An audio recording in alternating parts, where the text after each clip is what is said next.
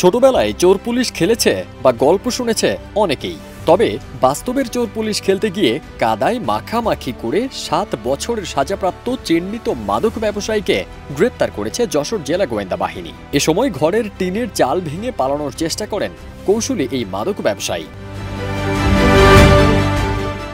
3 August ভোর 3টার দিকে ডিবির officer in charge SI Alok Kumar দের নেতৃত্বে এএসআই মোহাম্মদ শামসুজ্জামানের গোয়েন্দা টিম দীর্ঘদিনের পলাতক মাদক ব্যবসায়ী 40 মোহাম্মদ রিপনকে গ্রেপ্তার করে। আসামি রিপন যশোরের কোতোয়ালি থানার রাজারহাট এলাকার মৃত সেলিমের ছেলে। মোহাম্মদ রিপন একজন অত্যন্ত পেশাদার ও চিহ্নিত মাদক ব্যবসায়ী। তার বিরুদ্ধে বিভিন্ন মামলায় 7 বছরের সাজা পরোয়ানা জারি ছিল। এছাড়াও তার নামে আরও 3টি সাধারণ ওয়ারেন্ট মুলতবি রয়েছে। দীর্ঘদিন পলাতক থাকার পর অবশেষে গোয়েন্দা অভিযানে কুপকাত হলেন এই পেশাদার মাদক ব্যবসায়ী। ডিবি জানিয়েছে, আসামি দুর্গম স্থানে পলাতক থাকায় অনেকটা ক্রিস্টোফার কলম্বাসের আমেরিকা আবিষ্কারের মতো বেগ পেতে হয়েছে ডিবির চৌকস টিমকে।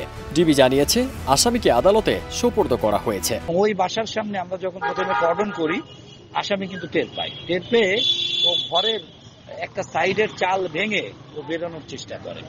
তখন আর জায়গাটা যেহেতু অনেকটা দুর্গম, অনেকটা মানে সেরা দ্বীপের মতো বলা যায়, কারণ ওই বাড়িটা নতুন বানিয়েছে টিন দিয়ে।